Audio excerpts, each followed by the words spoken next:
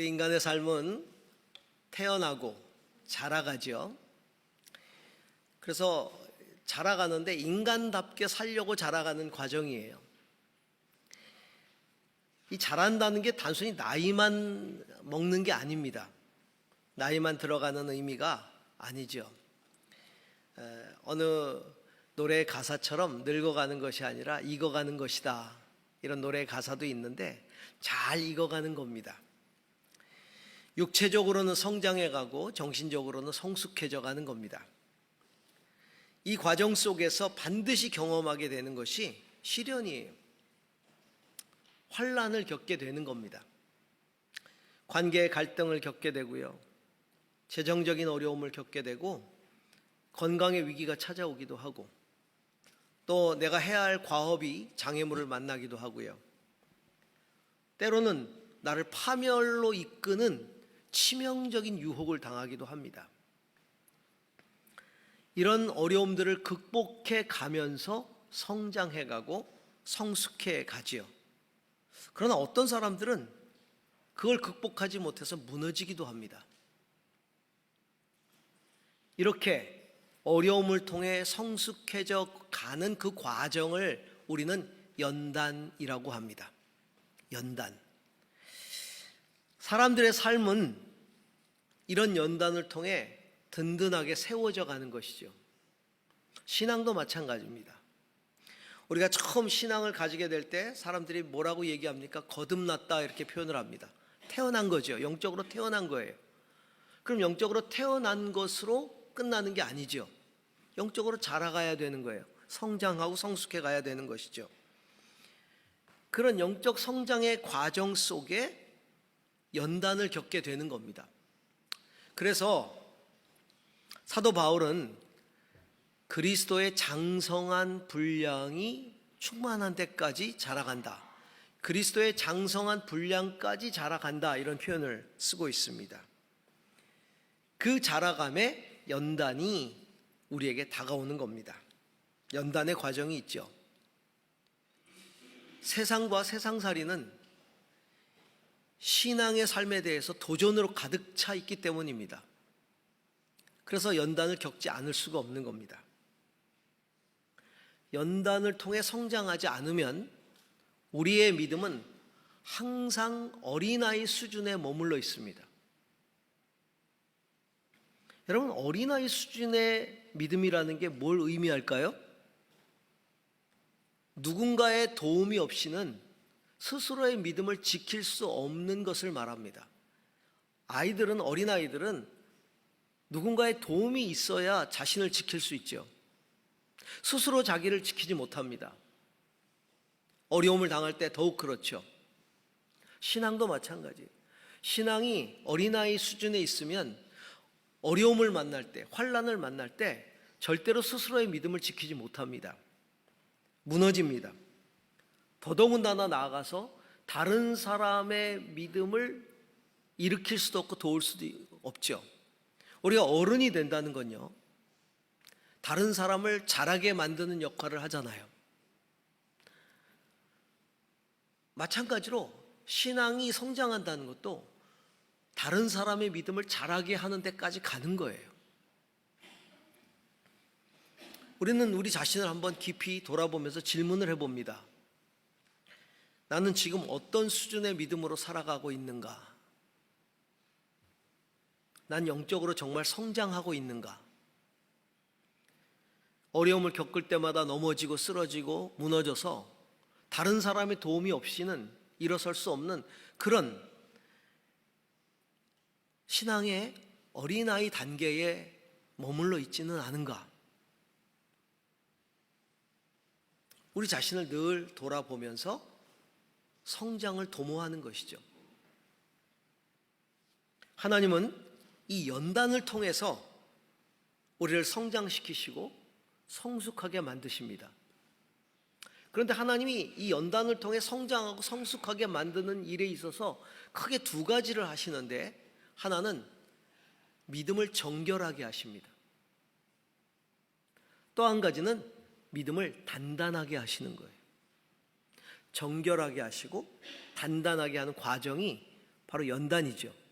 그 연단의 도구로 사용하시는 것이 환난이에요.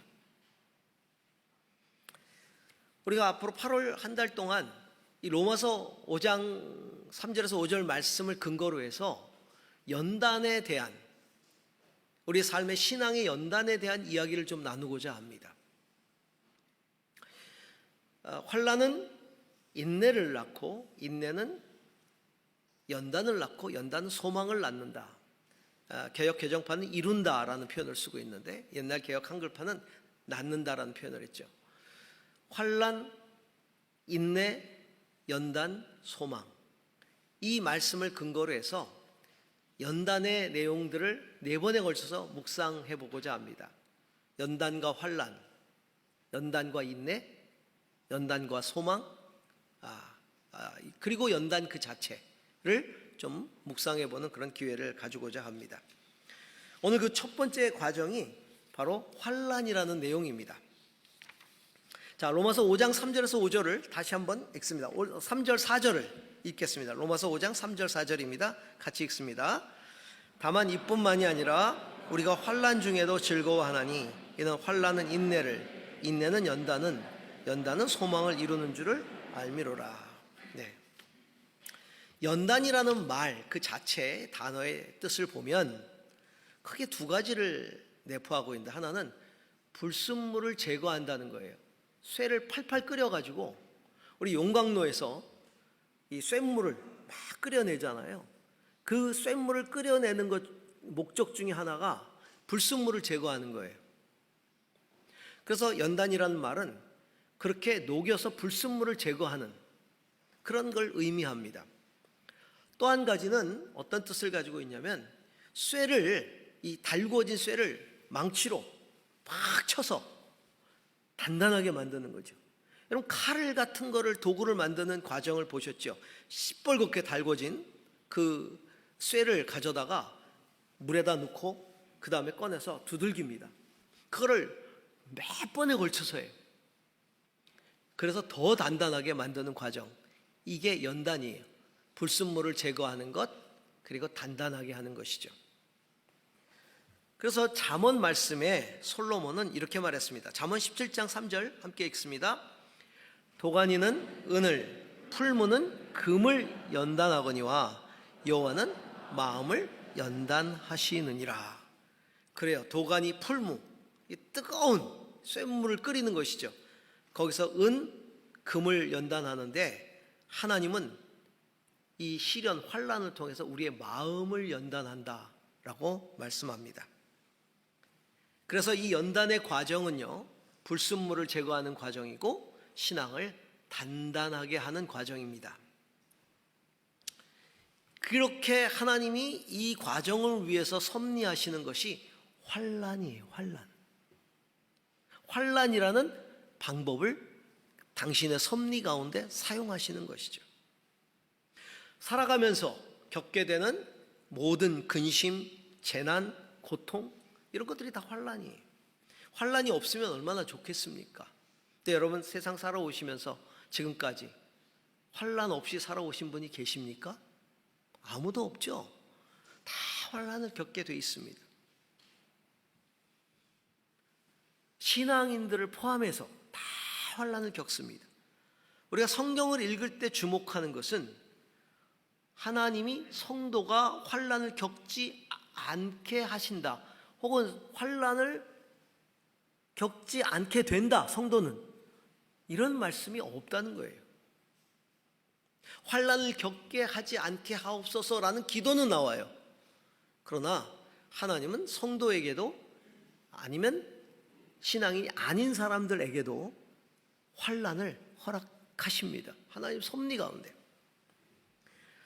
오히려 예수님은 제자들에게 이렇게 말씀하셨어요.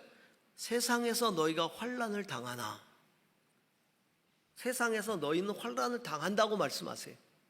그의 제자들에게 세상에서 너희는 환난을 당하나 담대하라, 내가 세상을 이기었노라 라고 말씀하시죠. 환난은 하나님의 섭리 가운데서 성도가 겪게 되는 신앙 연단의 과정이다. 그러므로 담대하게 극복해야 됩니다. 그럼 하나님은 왜 이렇게 섭리하실까요? 환난을 통해. 아까 말씀드린 것처럼 두 가지 이유 때문이에요. 하나는 정결하게 하기 위해서, 신앙의 불순물을 제거하기 위하여. 환난을 통해 신앙의 불순물을 제거하고 정결하게 만드시는 것이죠. 신앙의 불순물이 제거가 되면, 정결하게 되면 우리는 하나님을 더 가까이서 만나게 돼요. 왜냐하면 하나님 거룩하시기 때문에 우리 안에 신앙의 불순물이 있으면 거룩하신 하나님께 가까이 가기가 어려워요. 그래서 신앙의 불순물을 제거할수록 우리는 하나님을 더 가까이서 만나게 됩니다. 또 한 가지, 신앙의 불순물을 제거함으로써 하나님은 우리가 하나님께 온전한 헌신을 하게 만드시죠. 우리가 하나님 앞에 온전히 헌신하지 못하는 이유는 우리 안에 신앙의 불순물들이 있기 때문에 온전하게 우리의 삶을 하나님 앞에 드리지 못해요. 그 불순물이 뭘까요? 저는 여러 불순물이 있겠지만 대표적인 게 욕망, 우리 안에 있는 욕망. 하나님의 것이 아닌, 하나님을 욕망하는 것이 아닌 세상의 욕망. 하나님 그것을 육신의 정욕, 안목의 정욕, 이생의 자랑이라는 표현을 하셨는데요. 그런 욕망이죠. 그런 욕망과 인간적인 교만이 하나님께로 가까이 가지 못하게 만들고 온전히 헌신하지 못하게 한다는 거예요. 욕망과 교만.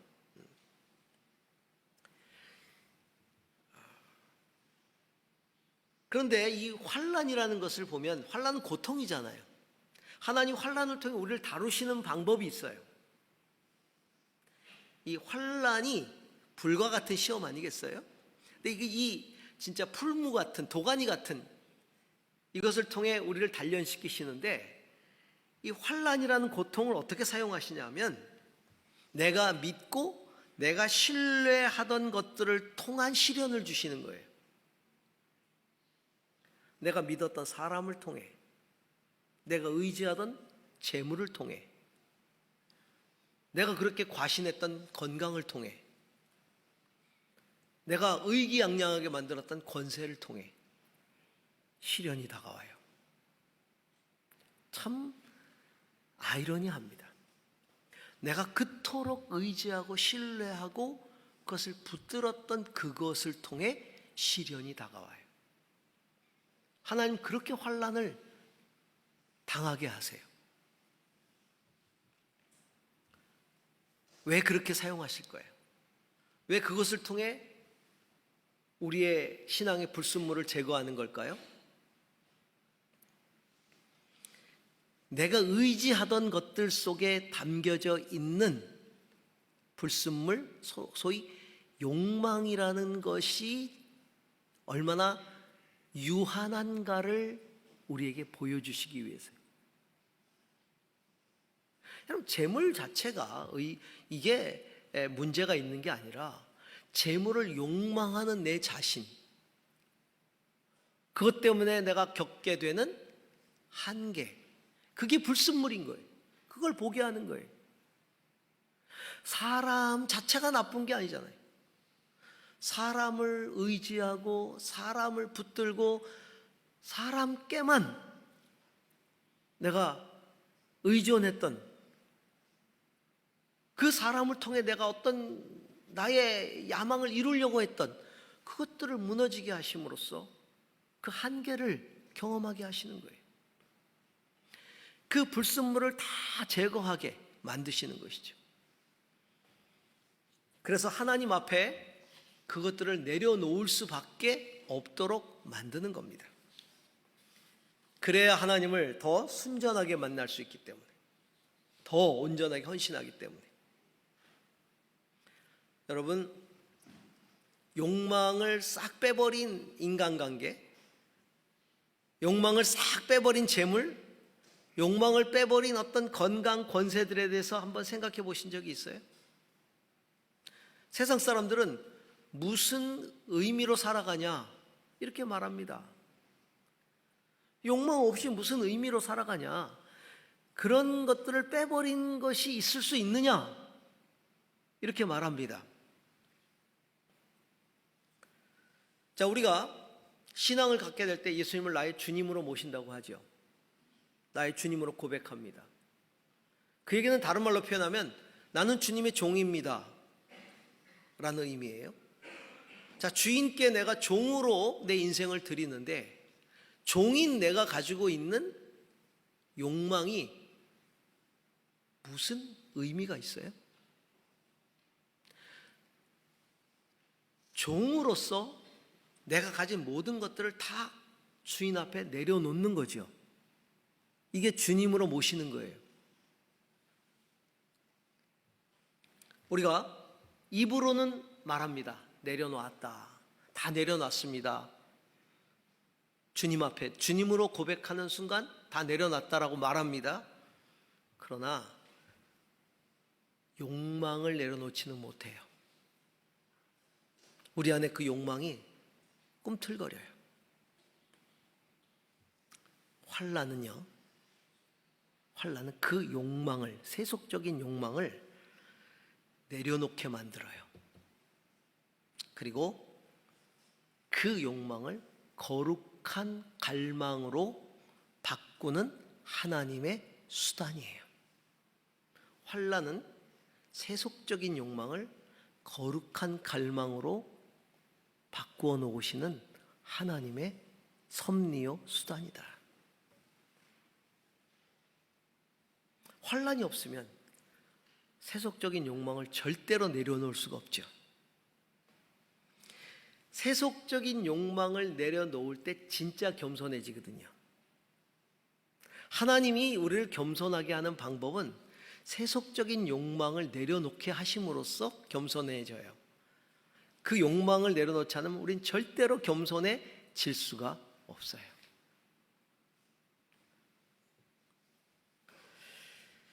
예수님을 믿으려고 오시는 많은 분들 가운데 많은 것들을 소유했다가 잃은 사람들을 보게 됩니다. 참 사람이 그래요. 교만하기 때문에 있을 때는 안 믿어요. 근데 꼭 잃고 나서야 믿는 거죠. 재물이 많을 때 안 믿다가 다 잃고 나면 주님께 나와요. 권세를 누릴 때는 안 나와요. 그러다 권세를 다 잃고 나면 나와요. 인기 정상에 있을 때 안 믿습니다. 인기가 사라지면 그때 나와서 주님 앞에 무릎 꿇습니다. 건강할 때 안 나옵니다. 건강을 잃고 나서야 나옵니다. 뭐 좋아요. 잃었더라도 나오면 굉장히 감사하죠. 그런데 안타까운 게 있어요. 잃기는 했는데 내려놓지 못한 것을 보면 안타까워요. 잃는 것과 내려놓는 것은 전혀 다릅니다. 잃는 것은 강제로 빼앗기는 것이고요, 내려놓는 건 자발적으로 그것들을 내가 미루는 거예요. 하나님의 목적은 이름을 통해 내려놓게 하시는 거예요. 환난을 통해 하나님은 그 모든 것들을 잃게 하셔요. 그런데 그것들을 잃고 나서 우리는 진정으로 내려놓음을 깨닫게 됩니다. 하나님이 목적하시는 건 그거예요. 거기까지 가야 된다는 거예요. 그럴 때 그 이름이, 환난을 통한 이름이 내려놓음으로 바뀔 때 하나님은 그렇게 내려놓은 사람들에게 거룩한 갈망을 불어넣으세요. 세속적인 욕망을 거룩한 갈망으로 바꾸신다는 겁니다. 내려놓을 때, 여러분, 이름의 수준에서 원통하고 분하고 화가 나고 그러면 절대로 거룩한 갈망이 안 생겨요. 내 스스로 그것들을 하나님 앞에 정말 내려놓을 때, 그때 하나님은 진정한 갈망, 당신의 꿈, 당신의 갈망을 깨닫게 하십니다. 하나님 나라를 위해 재정을 사용하게 하시고요. 하나님의 영광을 위해 재능과 인기를 활용하게 하시고요.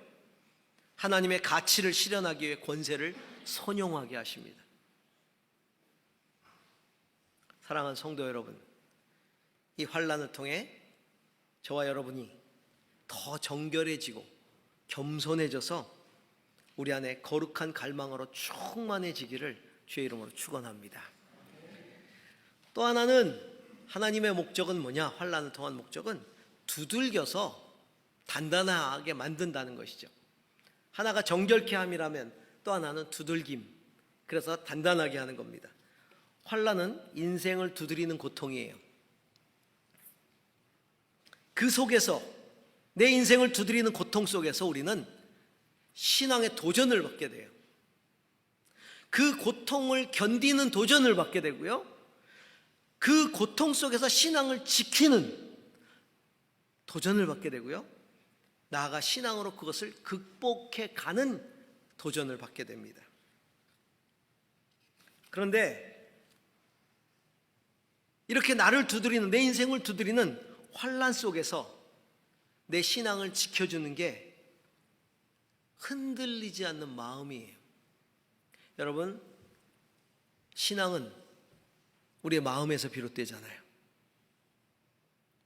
신앙이 흔들릴 때 뭐가 제일 문제예요? 마음이 문제예요. 우리의 마음이 흔들리는 거예요. 마음이 약해지는 거예요. 그래서 솔로몬의 고백처럼 하나님은 환난을 통해 마음을 연단시킨다고 말씀하는 거예요. 마음을 연단시킨다. 어떤 환난이 와도 그것을 견뎌낼 수 있는 마음을 하나님은 허락하신다는 거예요. 환난을 통해 그것이 생겨나요. 그 마음이. 환난을 극복해 보지 않으면 그런 마음이 절대로 생기지 않습니다. 마음이 무너지는 거예요, 다. 그래서 우리가 그 표현 썼잖아요. 마음이 무너졌다고. 작은 환난을 신앙으로 이겨본 사람이 조금 더 큰 환난을 믿음으로 대처하게 되는 거예요. 요즘 휴가철이라 바닷가 많이 갑니다. 제주 바다는 파도가 좀 없어요. 근데 요즘 뭐 심심치 않게 그렇게 익사사고가 제주도에서도 일어나고 하는데, 파도가 좀 있는 해수욕장이 있죠. 뭐 중문이라든가 제가 볼 때 곽지도 조금 있고요. 좀 파도가 있는 해수욕장인데 대부분은 파도가 너무 없어요. 근데 사실은 해수욕의 그 맛은 또 뭐에 있겠어요? 파도 타기. 파도 타기. 파도 타기라는 게 뭐 서핑을 하는 파도 타기가 아니고 펄쩍펄쩍 뛰는 거죠, 애들. 제가 딸을 둘을 키웠는데, 큰 딸아이하고 작은 딸아이하고 이렇게 바닷가를 데려가면 그렇게 다를 수가 없어요. 큰 딸아이는 발에 모래가 닿는 것도 무서워해요. 그래서 발에 모래도 안 닿으려고 막, 그러니 뭐 바다 가서 물 적시겠어요? 뭐 기절하죠. 그래가지고 함지박에다가 집어넣어가지고 둥둥 띄웠어요. 이렇게 물에 안 닿게. 작은 아이는 이 뻘뻘 기어가지고요, 파도를 지가 맞아요, 이렇게. 그리고는 막 온몸을 파도로 뒤집어 쓰는데도 깔깔깔깔거려요. 그러니까 점점 더 센 파도를 자기가 맞아보려고, 시시하잖아요, 조그만 파도 한번. 그래 더 큰 파도를 맞으려고.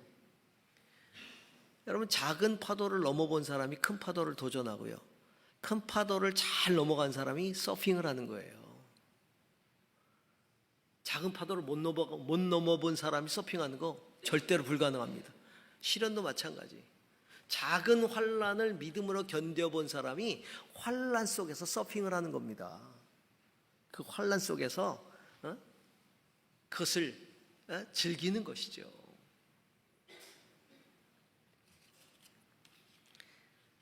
환난은 우리의 마음을 연단한다, 단단하게 만듭니다. 그래서 우리는 그 마음을 뭐라고 불러요? 신앙심. 마음심자를 쓰잖아요. 신앙심. 환난 가운데 우리의 신앙심이 더 견고해지기를 축복합니다. 자, 데살로니가서 1장 5절을 한번 보시겠습니다. 같이 읽습니다. 이는 우리 복음이 너희에게 말로만 이룬 것이 아니라 또한 능력과 성령과 큰 확신으로 된 것임이라. 우리가 너희 가운데서 너희를 위하여 어떤 사람이 된 것은 너희가 아는 바와 같으니라. 네, 환난을 이기는 힘에 대해서 사도 바울이 이야기를 합니다. 데살로니가전서의 그 사도 바울은 데살로니가 교회를 향해서 이야기를 하고 있죠. 그 교회를 칭찬하는 내용이 나와요. 그런데 칭찬하면서 어떤 칭찬을 하냐면 환난을 당하면서도 바울이 전한 말씀을 기쁨으로 받아들였다라는 칭찬을 해요. 환난 중에도, 그 당시에 이 환난은 단순한 환난이 아니에요. 믿음을 갖되 목숨을 걸어야 하는 거거든요. 믿으면 순교당할 수 있는 핍박이 심한 그런 환난이에요. 그런데 그런 환난 속에서 사도 바울이 복음을 전했는데 성령의 능력과 확신으로 복음을 전했고, 데살로니가 교인들은 그 말씀을 받아들였다. 환난 속에서도 받아들였다. 여러분, 환난을 이기는 힘은 능력과 성령의 확신으로 증거된 진리의 말씀 속에 있습니다. 그래서 환난 속에서 진정 믿음을 가진 성도들은 더 말씀으로 가까이 다가가게 되어 있어요. 말씀으로 이길 뿐만 아니라 말씀을 깨닫게 되고 더 가까이 다가가게 된다는 거예요. 저는 많은 성도님들이 환난을 이겨낸 간증을 듣습니다. 근데 그 간증의 거의 대부분의 공통점이 뭐냐면 환난 속에서 하나님 말씀하셨다는 거예요. 이런 말씀을 주셨다는 거예요. 저는 굉장히 감사하게 생각해요. 그 환난 가운데 하나님이 뭘 뜻하시는가를 듣게 되었다는 게 얼마나 큰 축복입니까? 그리고 그 말씀을 붙들었다는 거예요. 그 말씀으로 이겨냈다는 겁니다. 다윗은 그 고난과 말씀의 관계를 이렇게 표현하고 있어요. 시편 119편 67절 같이 읽습니다. 고난당하기 전에는 내가 그릇 행하였더니 이제는 주의 말씀을 지키나이다. 고난을 통해 내가 말씀에 더 순종하게 됐다는 겁니다. 자, 71절 시편 119편 같이 읽습니다. 고난당한 것이 내게 유익이라. 이로 말미암아 내가 주의 율례들을 배우게 되었나이다. 고난을 통해, 환난을 통해 주의 말씀을 더욱 배우게 되었다는 겁니다. 깨닫게 되었다는 것이죠.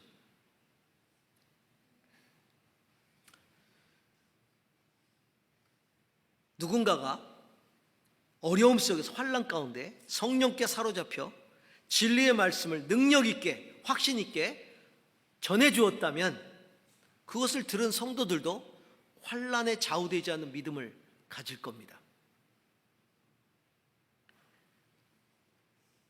그 전에 들은 말씀이, 그 환난 속에서 전해 들은 진리의 말씀이 그 인생을 압도하기 때문에 그래요.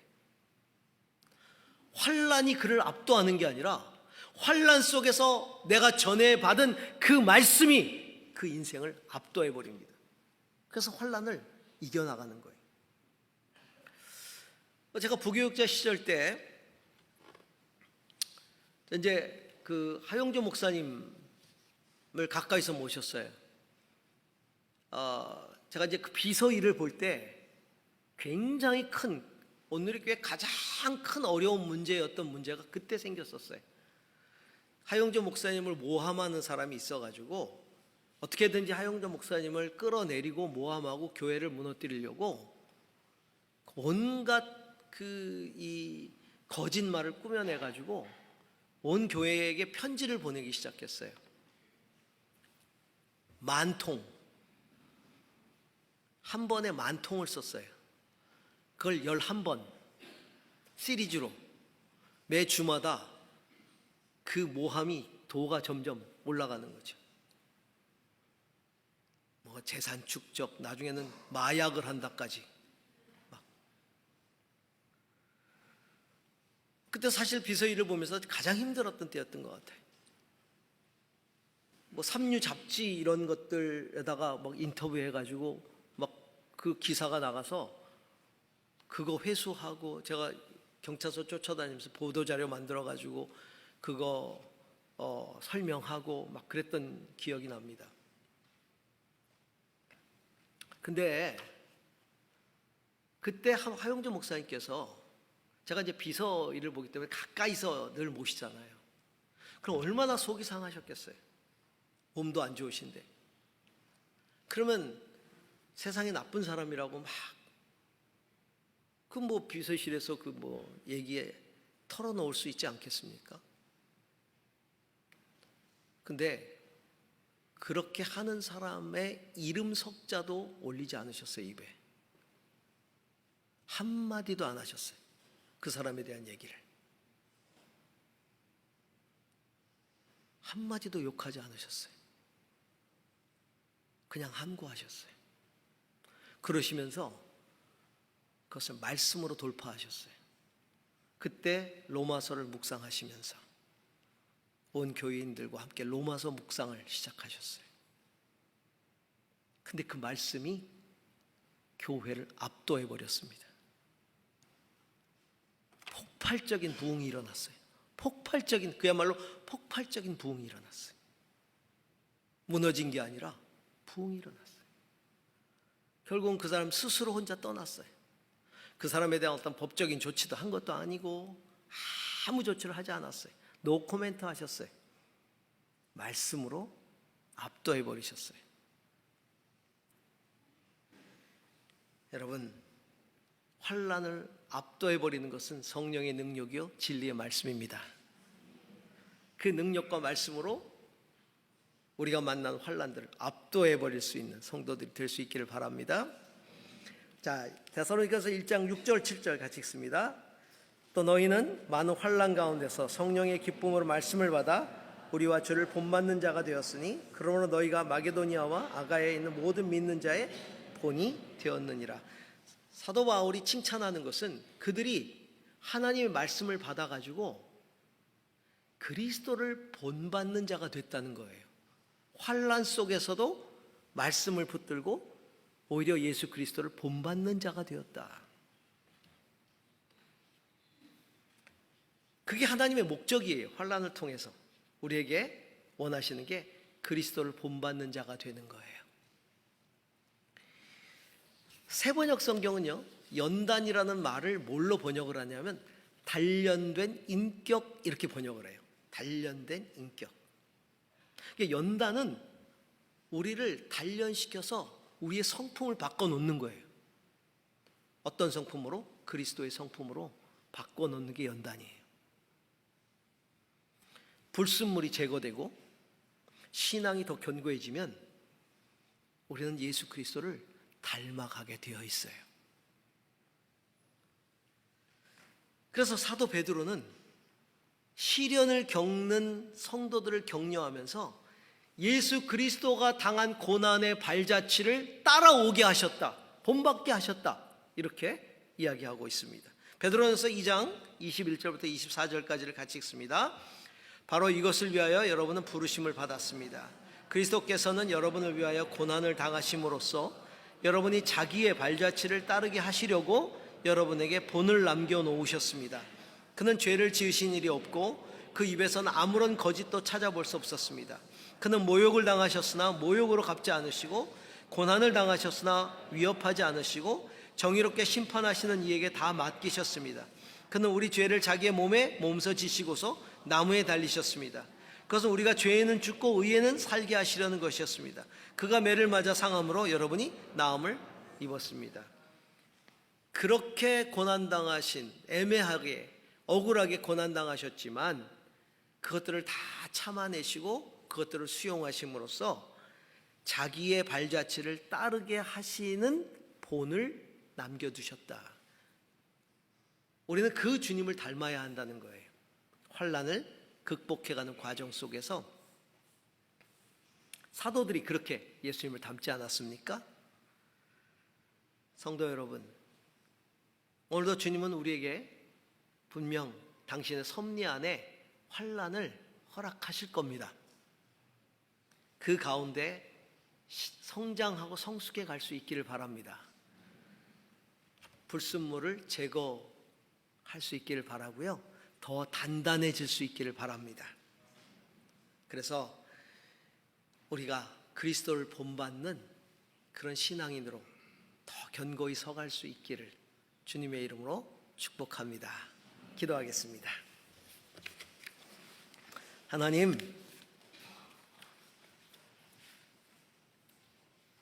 말할 수 없는 환난이 우리에게 다가옵니다. 그러나 그 과정 속에서 하나님, 우리 안에 신앙의 불순물들을 제거하시고 우리를 더 단단하게 하시고자 하는 하나님의 섭리가 있음을 깨닫습니다. 하나님,